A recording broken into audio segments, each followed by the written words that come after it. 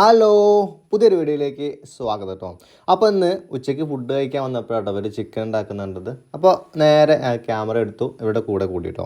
അപ്പോഴത്തേക്കും പരിപാടിയൊക്കെ ഏകദേശം കഴിയാനായിരുന്നു കേട്ടോ. അപ്പോൾ ഇനി നമുക്ക് അവരുടെ കൂടെ കേട്ടോ. അപ്പോൾ പച്ചമുളക് അത് അരിഞ്ഞുകൊണ്ടിരിക്കുകയാണ്. ഒരു 4 പച്ചമുളക് കൂടെ എന്ത് ചെയ്യണം, അത് അരിഞ്ഞിട്ടുണ്ട്. അപ്പോൾ നേരത്തെ തന്നെ ചിക്കനൊക്കെ മഞ്ഞൾപ്പൊടിയും മുളക് പൊടിയൊക്കെ തേച്ച് വെച്ചിട്ടുണ്ട്. ഇനി നമുക്ക് എന്ത് ചെയ്യാം, ഈ ഒരു കുറച്ച് സാധനങ്ങൾ മാത്രം അരിഞ്ഞെടുക്കാനേ ഉള്ളൂ കേട്ടോ.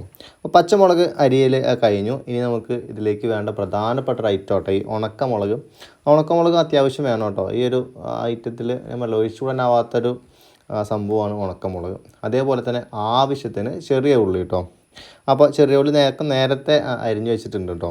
നമുക്ക് എന്ത് ചെയ്യാം, ഇനി ഗ്യാസ് ഓൺ ചെയ്തു, ചട്ടി വെച്ചു. ഇനി നമുക്ക് എന്ത് ചെയ്യാം, അതിലേക്ക് ആവശ്യത്തിന് വെളിച്ചെണ്ണ കൂടി ഒഴിക്കാം കേട്ടോ. അങ്ങനെ നമ്മൾ ആദ്യം ഈ ഒരു ഉള്ളിയും അതേപോലെ തന്നെ എല്ലാം ഒന്ന് വാട്ടിയെടുത്തിട്ട് അതിലേക്ക് ആ ചിക്കൻ ഇട്ട് ഒന്ന് വരട്ടിയെടുക്കുന്ന പരിപാടിയാണ്. അപ്പോൾ ആദ്യം തേങ്ങാക്കൊത്ത്, അത്യാവശ്യം തേങ്ങാക്കൊത്തുണ്ട്, അതൊന്ന് നമുക്കൊന്ന് വാടി വരുന്നത് വരെ ഒന്ന് ഇളക്കി കൊടുക്കാം കേട്ടോ. അപ്പോൾ ഒരു ചുവന്ന കളറ് വരുന്നത് വരെ എന്ത് ചെയ്യുക, ഒന്ന് ഇളക്കി കൊടുക്കാം. അതിലേക്കാണ് നമ്മൾ ചെറിയ ഉള്ളി ഇടുന്നത് കേട്ടോ. അങ്ങനെ ഇത് ഇട്ട് നല്ല രീതിയിൽ മിക്സ് ചെയ്യാം.